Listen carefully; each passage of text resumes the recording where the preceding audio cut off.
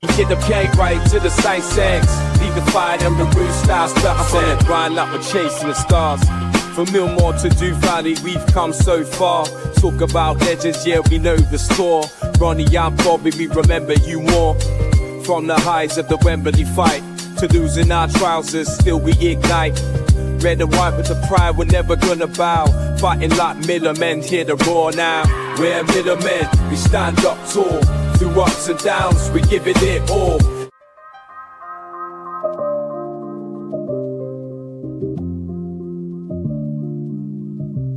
For more to do.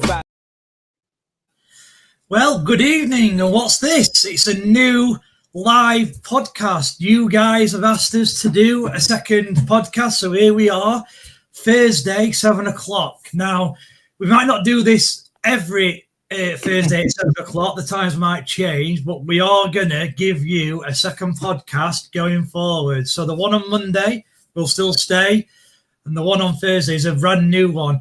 Lots to discuss. Let's quickly go through our panel tonight. We will start off with Mr. Kingbush himself, who is taking a rest from hosting today. Lee, how are you getting on, mate? I'm a bit under the weather, so I've passed my status over to you, Bez, tonight. I'm feeling, I've got cold. I'm in Birmingham, which makes it worse. And yeah, Rotherham United are kind of making me feel depressed at the minute. So I'm feeling sorry for myself. I'm going to do this podcast and then I'm going to go to bed.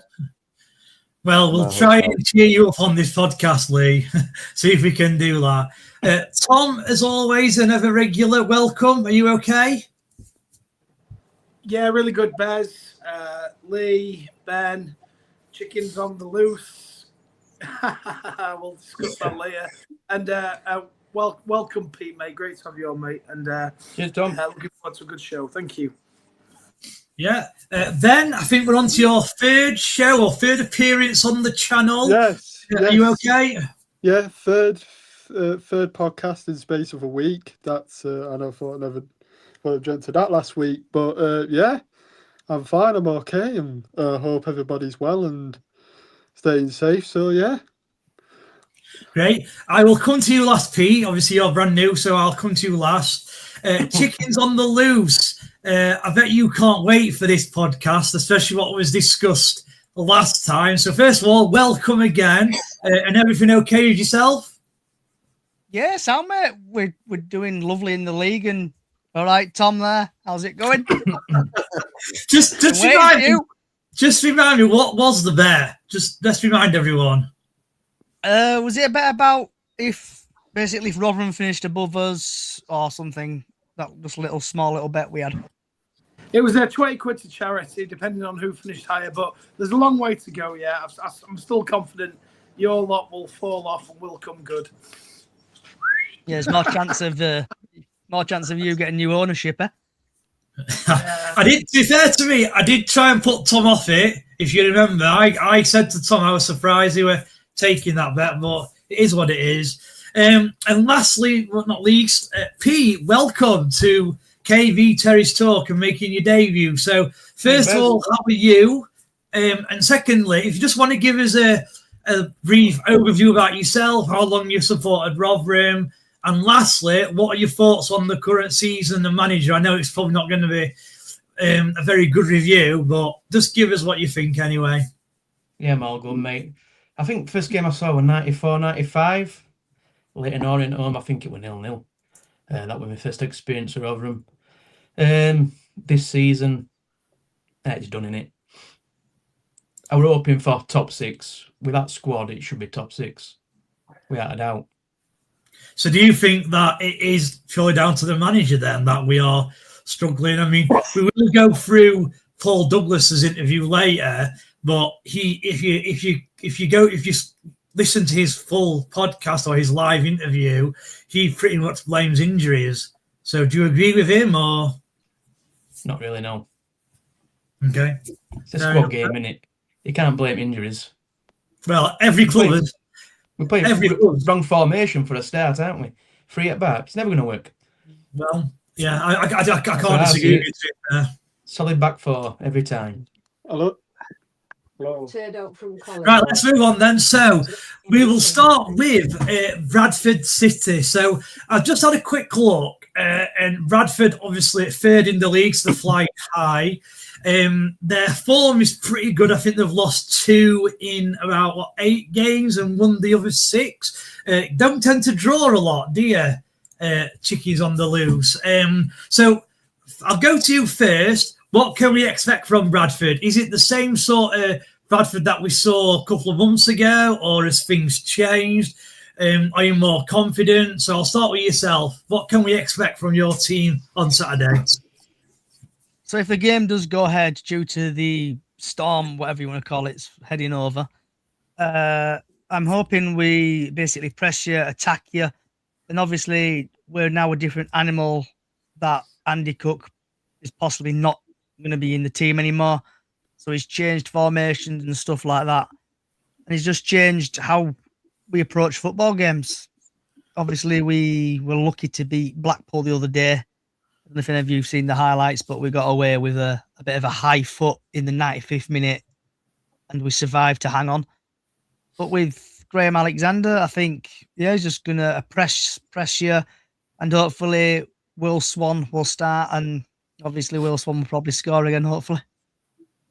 So the first thing is, so with regards to the potential postponement, what's it like now then in Bradford? Are you in Bradford now or close?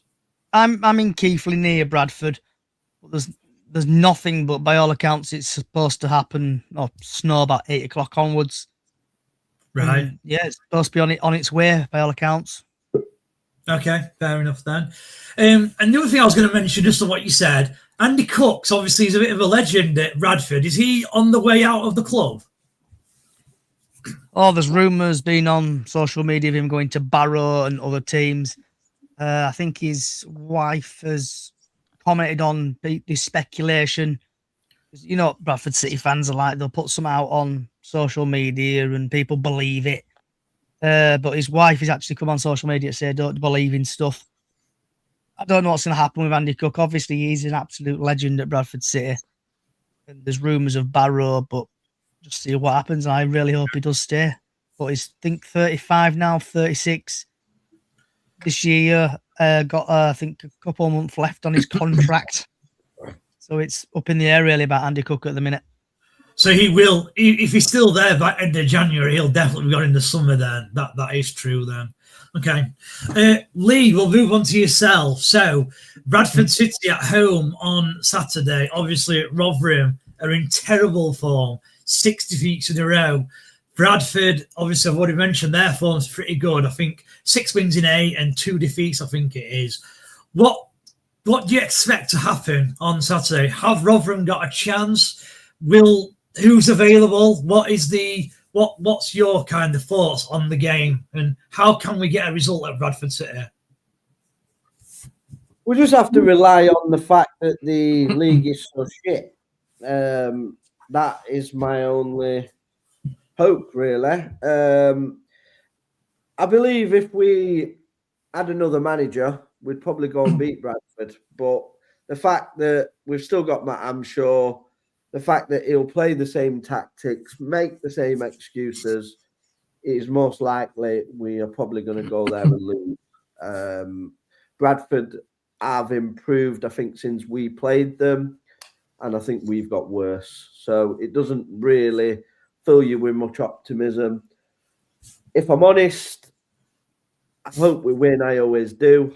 Regardless of who the manager, I support Rotherham United, so I'll always back my team and want them to win.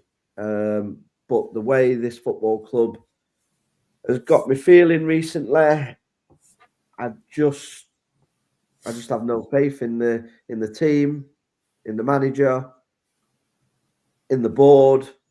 I think they're all treating us like idiots, if I'm totally honest, and it kills me. And I know people will go on there and say it's clickbait, it's this, it's that. We never, ever, well, I've never, ever gone and wanted Rotherham to lose just so a manager loses his job. And I'm never going to start doing that. I don't want us to lose at Bradford. Do I honestly think we can win? Yes, because I think the league is like that. I think it is very up and down. My heart says 1-0 to Rotherham, but my serious head says I think Bradford will probably win comfortably 2 or 3-0. So it's one of them, innit? Difficult. Okay, yeah. I guess we're going to hope to just get it called off like we did Mansfield. To be honest, I'm hoping that as well. I'll just quickly go through some comments. So we've got Kelly Wilson, which says Frist. I'm not really sure what that means, but hello, Kaylee. Rotherham Gaming, Paul Douglas chats rubbish, get him gone. Fair enough. Kelly Wilson again. Bush, is it snowing? Is it snowing where you are, Lee? It's not snowing in Birmingham at the minute. It's raining. It's cold. There's no snow at the moment. Poppy, evening everyone, evening Poppy. Lee has man flu. Yeah, I can notice that. Kelly Ford was evening. Yeah, well, Ben Wiles to MK Dons. So we'll quickly touch on that. So Tom, thoughts on Ben Wiles to MK Dons? Obviously, I'm pretty sure, I don't know if it was this group or a group of my friends, they thought that Wiles would get into our midfield and I disagreed. What are your thoughts? He's now gone to a League Two side. Well, his obvious destination, wasn't it? His obvious destination was going to be MK Dons because his dad's there, isn't it? Paul Warne. That's where he's going to go, isn't it? I mean, he wasn't going to go anywhere else. He certainly wasn't going to come back to us. That Sheffield United move all them years ago seems a long time ago, doesn't it? Do you remember he was touted to go to Sheffield United? Because obviously his granddad played for Sheffield United or whatever. It's obviously not worked for the lad at Huddersfield. I've looked, I mean, you shouldn't always listen to social media, but I mean, I've looked on X and I've not seen a Huddersfield fan say one good word about him. And I think Lee and a couple of others allude to the fact that he's never been the same since he got that injury. And I think that's right. So I think him going to the MK Dons is going to somewhere where he knows that the manager can potentially get the very best out of him, if there's still a very best left. Would he get into our team? Ben Wiles of 3 years ago, absolutely. But Ben Wiles of now, I maybe would have him but that would only because if we had certain people injured, which we have. But I don't think he was ever going to return here. So I think MK Dons was his natural destination. It's probably going to be his last chance saloon, I would say. Yeah, Lee, what were you going to say? Because I think you were going to say something when I asked Tom that question regarding... Yeah, so for me, I think obviously he's going to MK Dons. Warne will stroke him up or whatever, feel him up. I think League Two is his level. It's a real shame because I think when we originally had him, I think he was a decent player. I always thought he was overrated just because he was from Rotherham, which, like Matt Amshaw's from Rotherham. Rotherham fans always want to see a local lad do well, which you can understand. But I think he was a decent player before his injury. After his injury, I think League Two will be probably about his level. So I think it's a good signing for MK Dons. However, I think when they get promoted, he will struggle to get in their side. I don't think he gets in our current side. And I think it's a good signing for MK Dons at that level. I mean, they seem to be throwing money at the minute. And funny enough, MK Dons seem to be able to be making signings because I didn't think we could sign anybody because there's AFCON on in or something. Can't we not sign anybody now? I think Rotherham's after Mo Salah. I think that's what it is. Yeah. Couple of your accounts here, Bushy, your fake accounts. I think you've got, I don't know what that's supposed to say. Bushy looking leg end, I think it's supposed to read. I don't know. You've got another one here with hearts. Kelly Forbob's looking rough there, Bushy. You should sleep with your feet out of bed. I like that. Shelley, no, I said he would get in our midfield as it stands. Spence and Benton out for however long. I didn't even realise it was Shelley who made the comment about Ben Wells, to be honest with you, but okay. Pete, so we'll get back to the Bradford game. So first question is, are you able to go to Bradford? And second question is, how do we get 3 points? I know Lee's given his answer. What's your take on it? Unfortunately, I'm working, mate, but we'll get a 1-0 one. Jordan Ugal winner. That's my prediction. Is that more hope, or is that genuinely what you believe? It's hope, mate. If not, we'll get battered 4 or 5. We're not good enough. You think we could get hammered 4 or 5 now? Yeah, definitely. They're a team, Bradford. We're not. Okay. That's how I see it.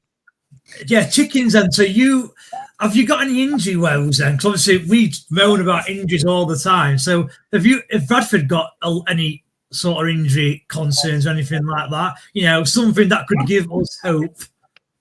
So we've had Pennington out, who's a defender. Bobby Poynton, who got, I think, Wigan, he got absolutely taken out several times. His foot basically expanded and there were blood. He got sent to BRI. And yeah, apparently he's out injured for a little bit until that swelling goes down and check what's done. Okay. Is that a big miss? Sorry, say that again. Is that a big miss? Yes.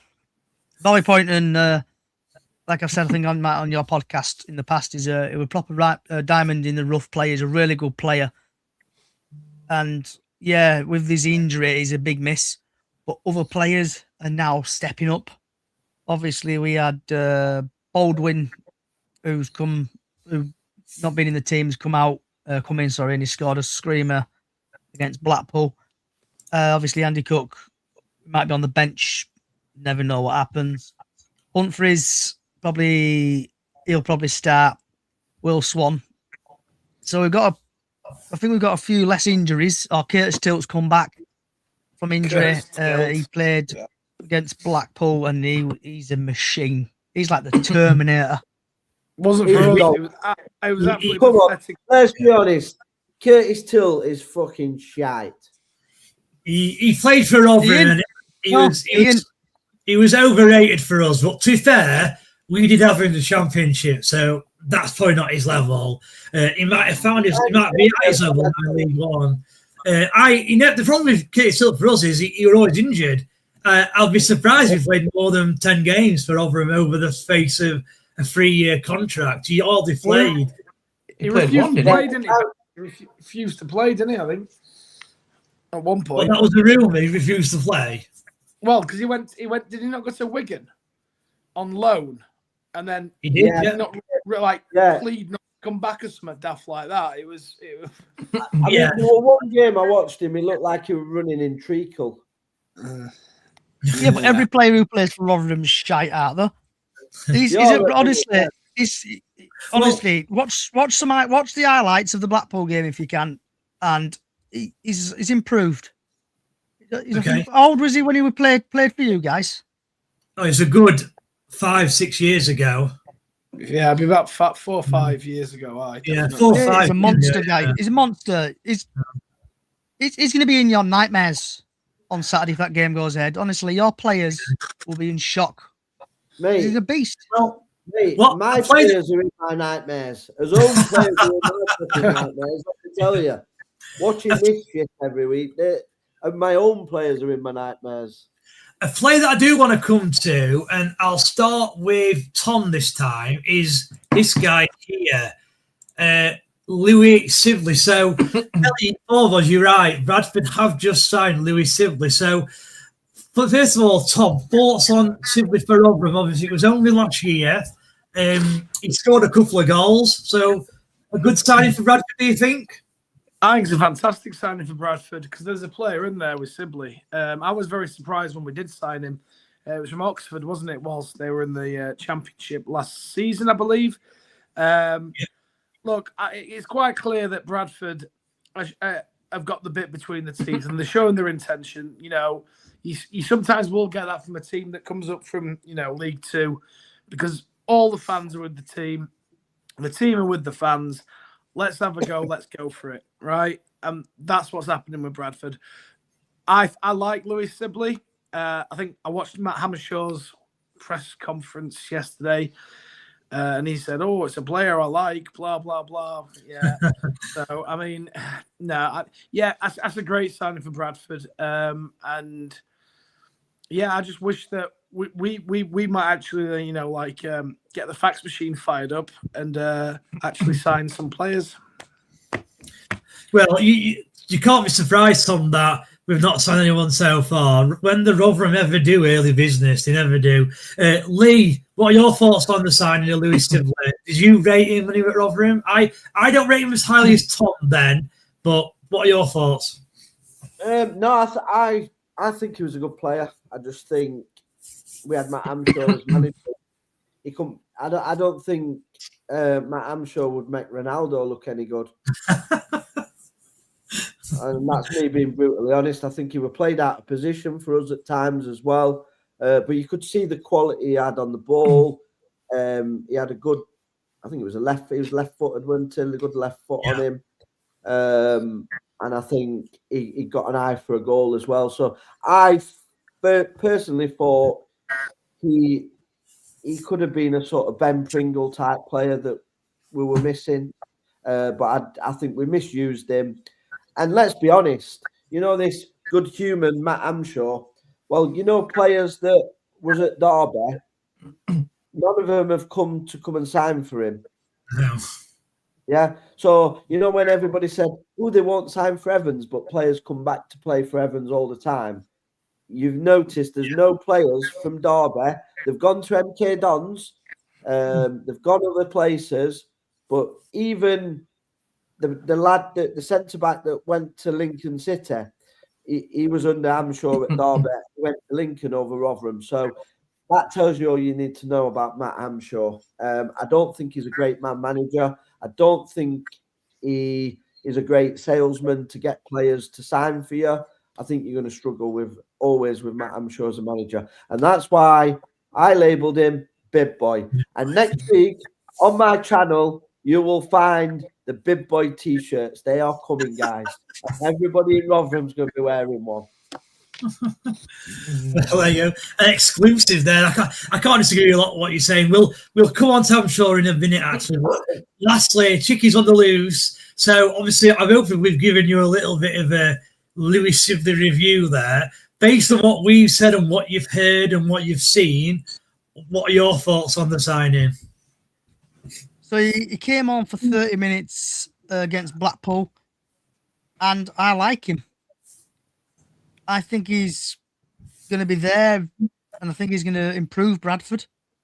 Obviously, when you've had players at your place, it seems like he's had a bit of a rough start, like same with Tilt. But I think he's going to improve at Bradford. And by all accounts, I think his contract is ending at the end of the season at Oxford. It is, yeah. Well, so really, if he has a really good season for Bradford, we might sign him perm if he's good. In terms of the quality, I can't disagree with what Tom and Lee have said. To me, his only weak point, he looked a little bit weak and easily shoved on the ball, is what I'd say. But he's definitely got the quality. I can't argue that. Just let's have a look at some more comments. So Dustin Miller, I view Bushy and Bushy is me. Again, apparently that is true. Is it not, Lee? Yeah, I'm Dusty Miller. Miller is me. You. I don't know who that is. Wendy 03 or Waxy 03. All right, lads, up the Millers. We'll jump on if I get 5 or 10 minutes. Oh, it's Woody. Sorry, my apologies. It's Woody. Fair enough. Kelly Forbos, hang on. Chickies on the loose. You were lucky at our place. A couple of defensive mistakes by us got you a point. And I'd say I agree with that. I felt Rotherham, although having said that, Bradford had a few chances in the first half. When Rotherham went 2-0 up, I couldn't see Bradford scoring, apart from obviously the odd mistake. So thoughts on that, Chickies on the loose, on what Kelly said? Yeah, I agree. But look where we are now, look where you are. I've got to say that. It's since we've had some shit games and we've had some good games. That were a bit of a shit game, to be fair. And Chickens on the loose. Look at us now.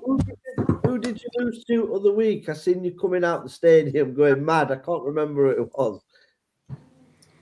Mansfield. That was it. I was fuming. Honestly, I lost my shit. Yeah, I think I said about 15 swear words in about 10 seconds. I think it's a world record. What was the reason? Was that poor performance? Was it they got fortunate? What's the reason you were annoyed? We're just poor, really, really poor, and Right. the substitutes as well. But And that's yeah, what gives me hope, because Mansfield are shit as well, aren't they? Yeah, we always do crap against bottom at league. Yeah, so If you're down there, we do shit. That's politely putting it. well, that would give Rotherham help then. To be fair, do you not agree? Would that not give Rotherham help? Yeah. And like I said, it's a poor league. Anything can happen in this league. Because we're on 6 matches lost, don't be surprised Rotherham go to Bradford and win. With all due respect, it's Bradford, not Real Madrid. Do you know what I mean? We're playing Bradford, yeah? Anybody in League One can beat anybody on the day. That is a fact, and we've seen that. Are Bradford a better team than us currently? Yes, you'd have to say so. The position at this stage of the season doesn't lie. But if you get rid of Matt Amshaw, do Rotherham climb the table with the squad they've got? I say absolutely. It's like the game against you. It's either going to go 2 ways. You're either going to sweaty bet you and win 1-0, or we're going to kick your ass. Well, as I said at the start, actually, Bradford don't seem to draw a lot of games. So I completely agree with your comment there, Chickens, because you never seem to draw, it is going to go one way or the other. Right, this is CRVS. Careful, lads, don't say any hatey words. It might upset the players. I think a bit of sarcasm in there. Knock off Nigel. We need some attacking wingers and a couple of strikers. Get rid of Dawson. He's garbage. I'm not a big fan of Dawson. I'll come to you, Pete. I'm not a big fan of Cameron Dawson, but I think he's actually been one of our more positive players this season in terms of performances. Now, it's not difficult when you're having he's having 20 shots against him every game. You know, that can make a poor goalkeeper look good, because routine saves sometimes can make a goalkeeper look good, I think. So thoughts on Dawson? Do you rate him? Would you keep him at the end of the year, or would you release him? He's kept us in a few games, hasn't he? I'd keep him as a number 2, me. Get rid of Can and bring a number 1 in. So Dawson's out of contract end of season. Would you offer him a contract as a number 2 then, or not? No, I didn't know we were out of contract. Yeah, okay. He's on too much money anyway, isn't he, apparently? I don't know about Dawson. He came from Wednesday. I reckon just straight down the road and middle wage for him. What do you think, Lee? You'll know more than me. Would Dawson go a big wage? I think Dawson's probably on the top end of a League One goalkeeper wage, if I'm totally honest. I agree with that.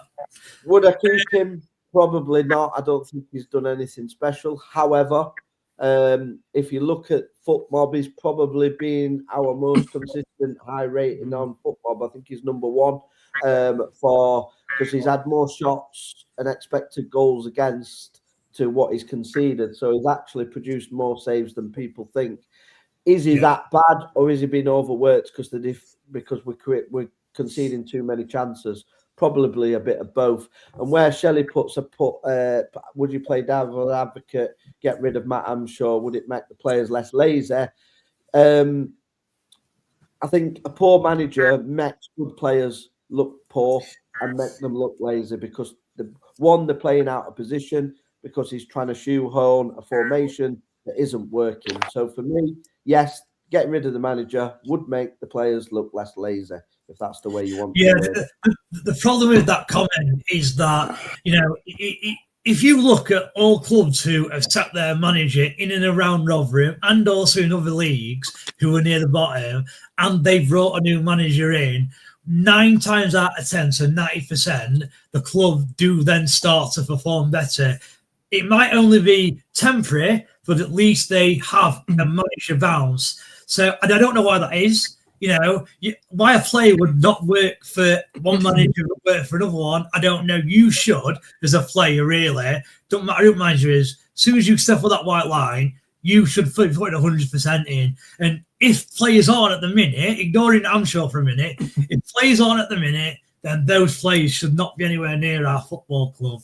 Now, I'm going to come on to Matt Amshaw in a minute. Just a couple more comments. So would it...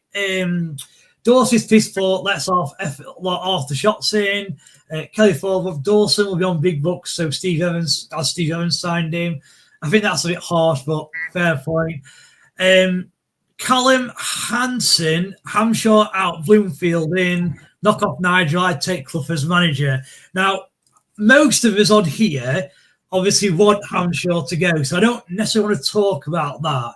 What I want to talk about, and this will lead me quite well into the Paul Douglas interview that happened with BBC Radio Sheffield on Tuesday. So if you've listened to the interview, to me, it seems that Matt Hampshire is not actually close to being sacked.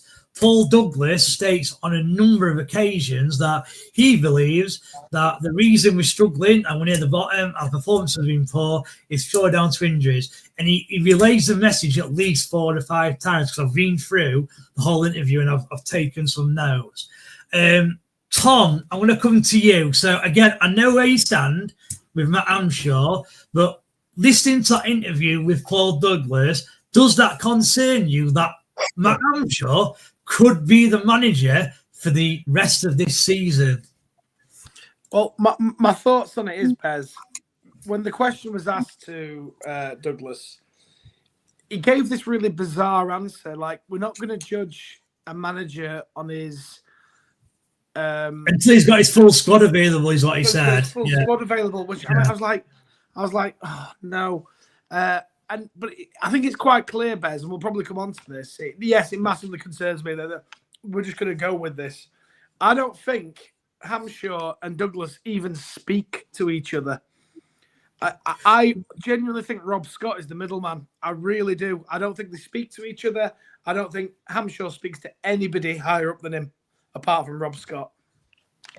So yes, I'm before the interview, I would have disagreed with you, because to say that is quite it's a big question mark around those two. But I've been listening to the interview, I can see where you're coming from, and that's what's worrying. You know, a lot of questions that were asked, Douglas didn't know the answer. The fact that he'd not listened to Hampshire's post-match interview, I can't remember which game it were, but where he said that there were deeper-rooted issues. Peterborough, where he said there were deeper-rooted issues at the club, and he was basically saying it weren't to do with him, it was to do with others in the club. That's a massive say, and the fact that he's not even heard that is a concern. To me, he didn't seem like you were that interested in the football club. Now, Lee, I'll come to you. We will go through the whole of Paul Douglas's interview, but thoughts on Hampshire and Hampshire staying till the end of the season is a possibility, and also thoughts on what Tom's just said there, where he believes Hampshire and Douglas don't communicate. They communicate through a third party, which in this case is Rob Scott. What's your thoughts? My thoughts are, how is a man in a senior position at that football club knows absolutely nothing about the business? Yeah. If I'm the owner of that football club and he is he's in a senior position, I'm thinking to myself, what am I paying this muppet for? He doesn't know why we don't own the ground. He then said we're spending the same on the maintenance as we've always spent, but the ground's 14 years older than it was when it was opened. So, and then he also blamed the season ticket costs on the cost of living, and that the prices have gone up for players' wages and cleaning materials, yet we're spending the same money. So if you're spending the same money, but the stadium's older and the wages for the people cleaning the stadium are older, then surely you're going backwards as a football club.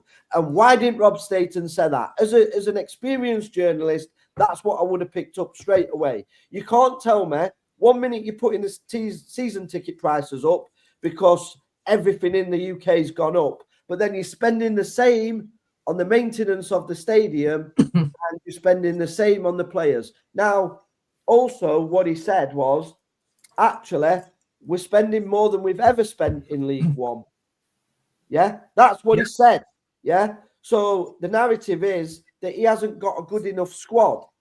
When you're building a team, you build a squad, not a team, because football has moved on. He may be an old dinosaur, But football is a squad game, yeah? He's an old dinosaur stuck in some bloody caged zoo somewhere. He is out of his depth. He should be removed from the football club. He is a cancer of the football club. He is holding this football club back. He is stealing a living. His eye's been taken off the ball. The chairman is old and he's taking advantage of an old man because he, I don't think, is turning up to work every day. And his head is not in the game. If he does not know what his manager's saying on an interview, it's time he lets somebody into that football club to do the job that he is paid to do, because he is now sabotaging this football club because of neglect. And that's what's happening. This football club for the last 3 years has been neglected by the chairman, by Paul Douglas, by everybody involved. Now he's saying people aren't knocking my door down. You shouldn't have to knock the door down. You see empty seats in the stadium every week. That should raise alarm bells. Yeah, we're second bottom in the league. You don't need to see who's injured. We're playing some of the worst football I've ever seen Rotherham United play. The fans don't want to watch it. Yeah. What more evidence do you need to say this man is now blaming injuries? It's an excuse. Yeah. It is an excuse. You cannot blame injuries when you don't invest in the training ground. You don't invest in the infrastructure of the football club. You are just winging it. And that's what I think they've been doing it for years.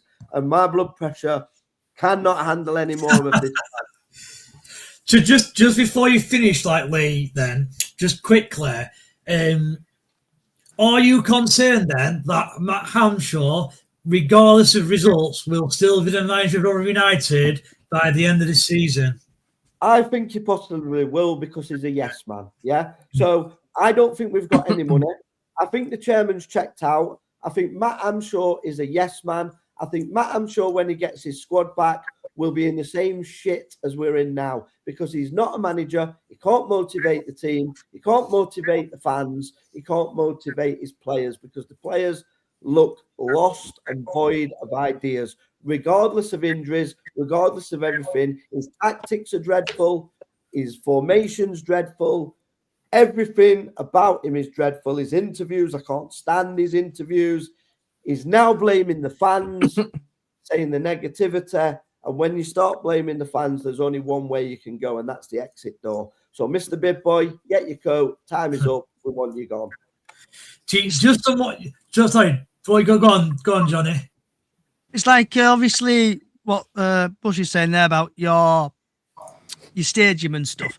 Obviously, when I came to your ground, I mentioned on your podcast about the you could do with a bar or something. But I think I know Bush has sent. I can't remember which one I was speaking to you on Twitter yesterday about these lets or lets at your ground. But he denied that. If you listen to the interview, he said we're not advertising it, but we can see it's been advertised. Yeah, so these clowns are lying to the supporters, and people are still lapping it up like little lapdogs. So I'm just like, people ask me, Lee, can you get behind protests? Can you get behind this? Why should I? Because I just get all the abuse off all the fans. Like, I'm toxic, I'm this, I'm that. Listen, my blood pressure can't cope with it. My mental health can't cope with it. This football club has got me to the pits of despair. I don't know what to suggest. I don't know what to do. But I tell you one thing, this football club does not care that it's a centenary year, does not care about any of its supporters. They're happy to charge us the third highest prices in League One and give us bottom end football. That's all I'm going to say. I mean, as a football fan, about AFCON, sorry, just quickly, they're talking about don't sign players because of AFCON. Bradford have signed players. Doncaster in the bottom with us. They've signed 4 players. It's bullshit. Come on, guys, wake up. As a football fan looking in from your club, and obviously the passion, what's coming from Bush there, if you want change from your club, act. Instead of sitting there like on your comments there, act. Protest. Don't go to games. Boycott going to games. Boycott spending money in your shop. Boycott spending food. Change. If you want to do change, stop spending money in your shop.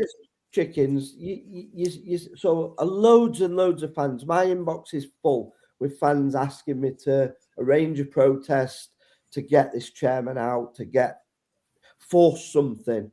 Now, obviously, Paul Douglas has come out saying basically we need to be thankful, and basically if you push the chairman, we're going to be in the worst position.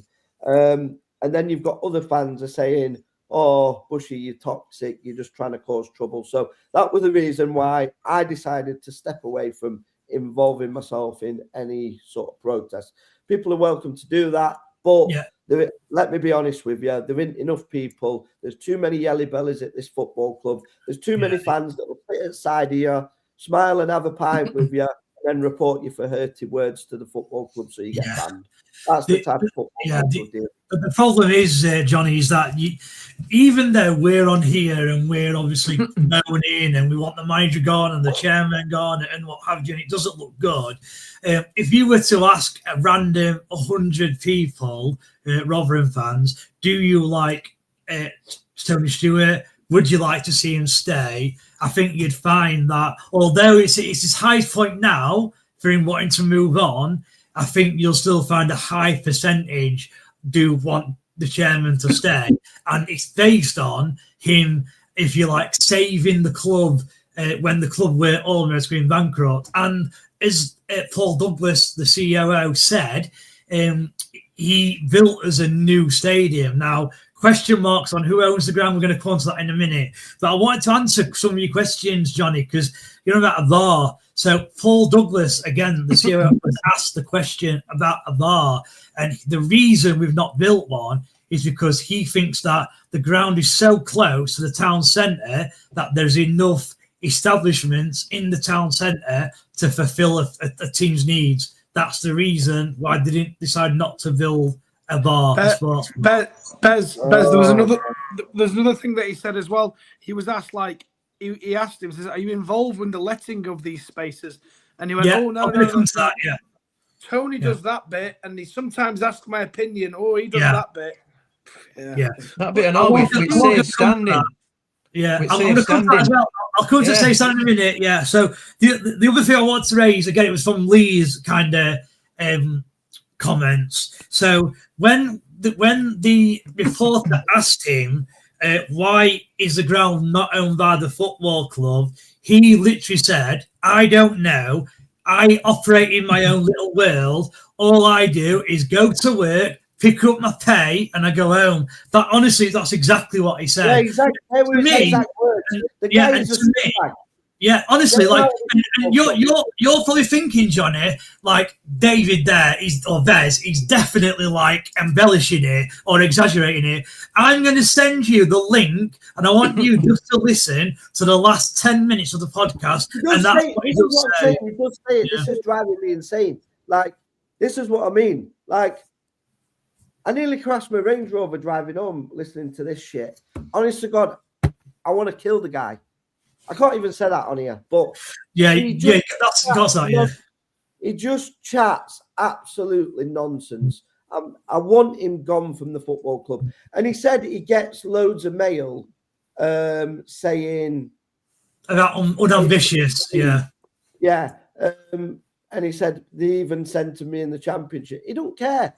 Like he said, he's happy to collect his wage, go home. But this football club means so much to everybody, but nobody. He's just going to do his thing, you know.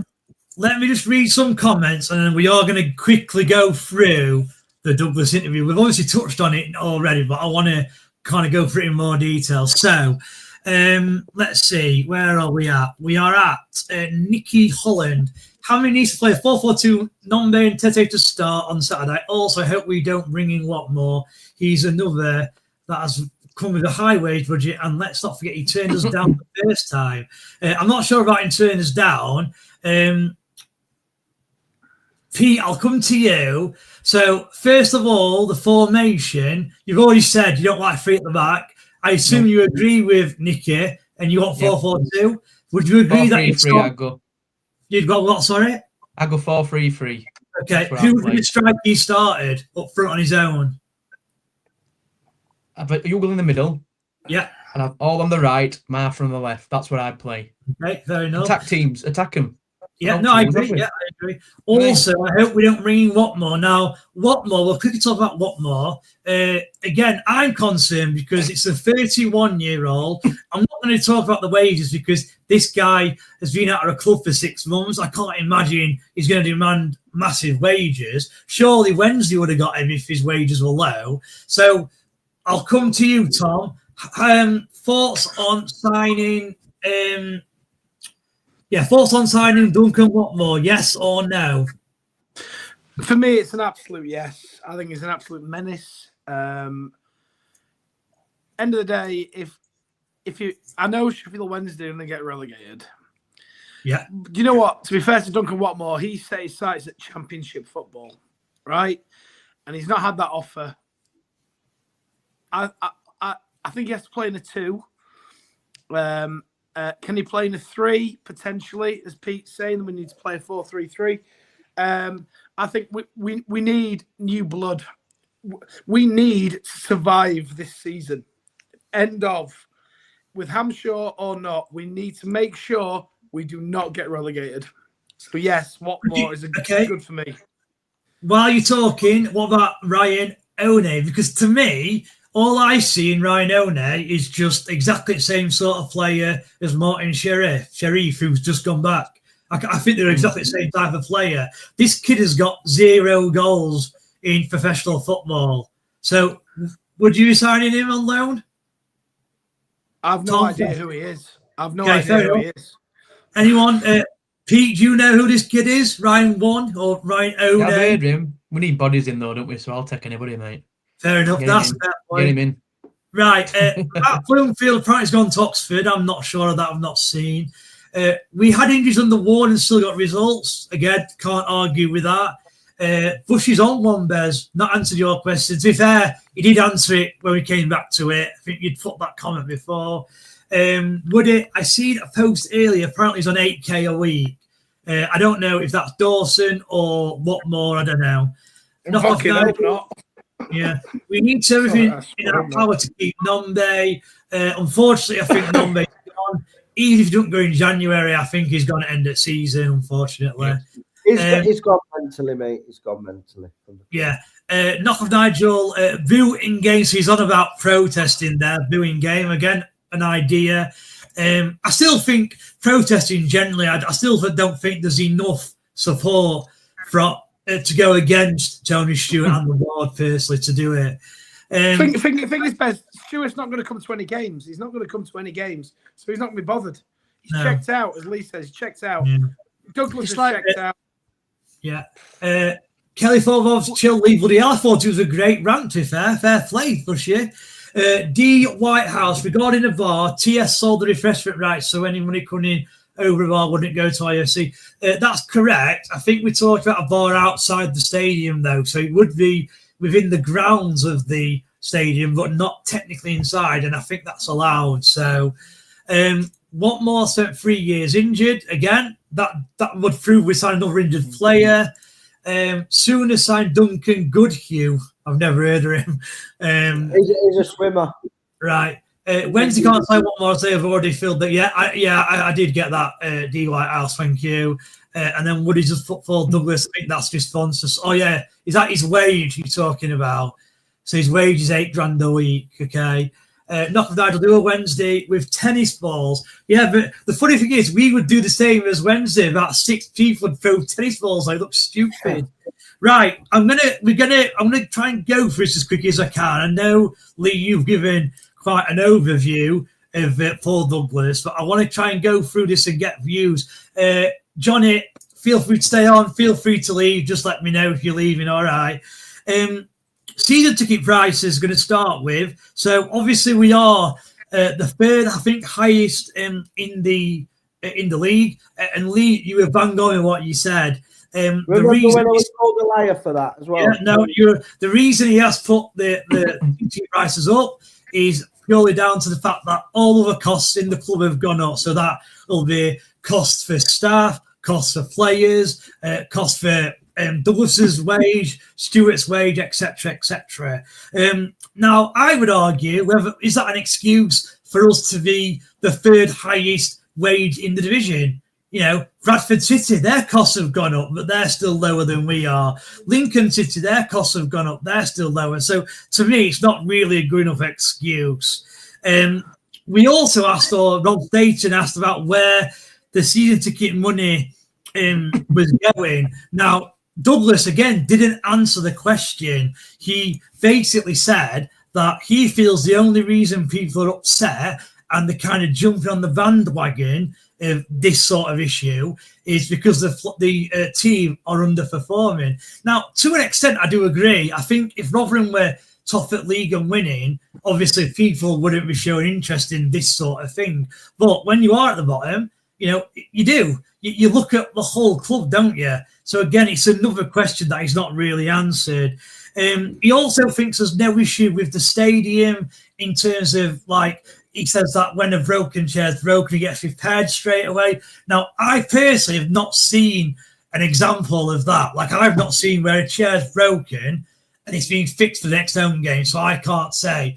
The water leak, he did admit that the football club had got it wrong. They've not realised how big the issue was, and they've got to wait now until the summer to get the machinery in to get it fixed. So I think we could probably just accept that because at least we can't accept. Hang on, we can't accept. Go on, Lee. This was brought up before the season started at the fans forum, and he said it would be sorted before the season started. Yeah, so this was brought up. I think it was in June, before the season started. Yeah.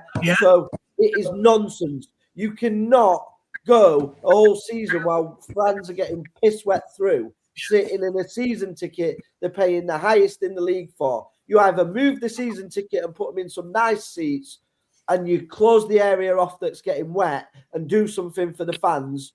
But no, you're happy to come, collect your wage, get in your padded seats, and stuff the people that have paid the money for the season tickets. It's an absolute disgrace, and he's calling out for it. And Rob Staten should have challenged him on it and never did, because he's a bold fraud.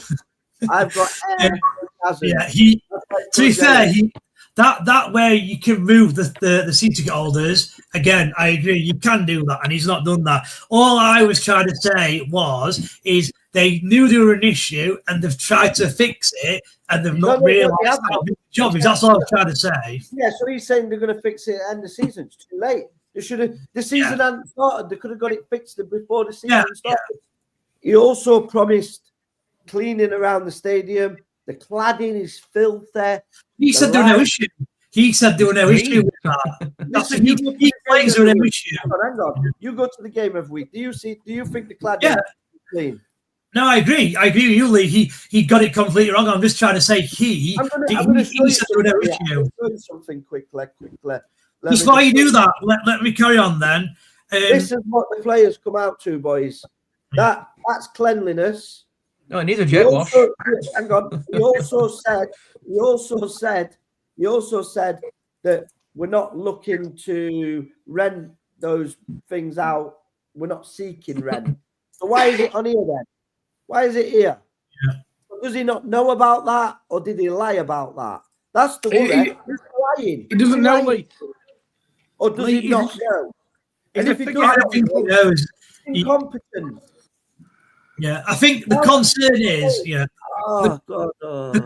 concern is, Lee, you're right. I think he don't know, because, you know, if that's legitimate, that photo, because I'd still be careful and get things off internet, but if that is legitimate, then it doesn't look good that Sorry? There's not a centenary badge when they walk out. No, there's not. No. Let's move on. So the Sean Morrison kind of statement that he said, again, he pretends that he's not listened to it, hasn't he? Which again is not very good. Now he claims that Paul Douglas claims that the training facilities have improved every single year. That's what he said. So why are we training at Sheffield Hallam University? I don't know that myself, so I don't know. The pitches are not safe to train on. In fact, They was told last week, they went to Sheffield Hallam, and the other day they actually trained at Roundwood, and they were advised that they shouldn't train on there because they could risk injury. And then we're moaning about injuries. Make it make sense, boys. Yeah. He's run like a circus. Yeah. Scott Kemp's, the floodlights are rusting. I mean, he owns a lighting company. You can't even see down the side of the stadium. Can I make a point? He also said several times that other clubs in the league are doing this boom and bust mentality, and he doesn't think how sustainable these other clubs are going to be. That was in his defence that we're not spending money, basically. Yeah, he's always said that. To fair, I mean, the thing for me is that I actually want to be that club who's boom and bust. Personally, I want him to spend loads of money. Like, I don't want us to be careful, because what makes you laugh is he'll say all other clubs go boom and bust, and don't you worry, they'll be in financial ruin at some point. 10 years later, they're still operating normally. So don't Brentford, Bournemouth, Luton. 10 years later, they're in the Premier League. Brentford, Bournemouth, prime example. They were both in our league, getting 5,000 and odd fans in there, and now they're a Premiership club with new stadiums, new fan base, because with success comes fan base. So people talk Rotherham are not big enough. Yeah, they won't be big enough when you don't attract. It's like Bradford. If Bradford get to the Championship, they'll be up there with the top teams in that league, because the fans will start coming back. And if they get to the Premier League, like they've done before, they all come back. We all know them. We don't like it, but it's true. Any football team that gets success, they come back. I mean, half our fan base that started supporting us at New York used to support Wednesday. Let's be real. But when we got the level playing field, they came back like little turncoats. To be fairly, I've always thought that if Rotherham going to the Premier League, you'd get some fans who support clubs in and around this area, and they'll come to watch Rotherham. Completely agree. Right, let me go through some comments, and we're going to have to sign off because we've only got about 2 or 3 minutes left. So, knock off Nigel. Ashley Fletcher's game from Blackpool. I don't think it's Nigel if we got him. We don't create anything for any strikers, whereas Blackpool obviously do. So I don't think it'd make a difference. But yeah, good shout. Nicky Holland, good shout. Yeah, knock off. I agree. But again, we don't create anything. D. Whitehouse, TS now owed 9.4 million by IFC. Could some of the ticket money be going towards paying that off so the money he puts in he wants back? I mean, that is right. That's a massive concern if we owe that much. Yeah, knock off Nigel. I'd love to be a manager and give players a performance-based salary so you get minimum wage and you play, get better paid, a bit more, sign some kind of incentive. Yeah, agree. It's not Lee. There's a new one, the same as the Centennial badge. I don't think there is, as Lee says. I'll check. I will check there when we go to the stadium next home game. Paramedic. I'll get him to check. Neil Brinton, things will not improve until Stuart sells the club. Secondly, if Stuart's still the owner, the team will end up in League Two. The club could be fighting for their league status. To be honest with you, I nearly put this on a status that I did about making sure he's stopping the Football League. So I do agree with this guy. End up in non-league, that would be really bad for the club in town in the foreseeable future, because Stuart doesn't give a damn about the club. He's lost interest in all, so he's a businessman. Yeah, agree. Gary Lillett, best years we had under Anton Johnson. And that's obviously when he spent loads and loads of money and we were that close to the top division. Right, we've got about 2 minutes left. All I want now, we've kind of jumped from one thing to the next, but let's just have a score prediction for everyone for the Bradford game. Pete, I'm going to start with you. 1-0 Rotherham. Tom? Postponed, but other than that, 3-1 Bradford. Okay. Johnny? Bradford, sometimes we can't shoot or score for things, and sometimes we do crap against you guys. So my head's saying 1-0 to you, but my heart's saying 4-0 to Bradford. Yeah, I'm going to go a defeat 2-0, and I've left Lee to the last. So Lee, thoughts on your score prediction? Just a quick one. Scott Kent's right. So that badge is just a rug that they've put over the old badge. So Kelly Bobs, I don't know whether that's some relation to Okay. Tony Stewart or whatever. I think they're just getting excited. Yeah. But what I would say is I'm going to go 1-0 Rotherham. Jordan 2 goals will score. 5-0, 3-0. The 81 time, yeah, that'll the best, as I've said. 5-3, hopefully. Right, it's 8 o'clock. We've got to sign off, I'm afraid. So thanks to all my guests, Lee, Cheers, Pete, lads. Tom, and Johnny. Again, thanks not only for coming on, giving your view, but listening to our moaning around our football club and our chief operating officer. So thanks for that. I might see you at the game on Saturday because I think I'll be going if it's on. So I'll get in touch with you. I might go for a drink or whatever. But thanks, everyone. Make sure you all like and subscribe and watch. And we will be back on Monday for a Rotherham Millers Monday. But we've also got a podcast starting now, 8 o'clock, which is the Premier League podcast. So stay tuned and that'll be on. Thanks, everyone. Chickens! You're going to get pecked by the chickens!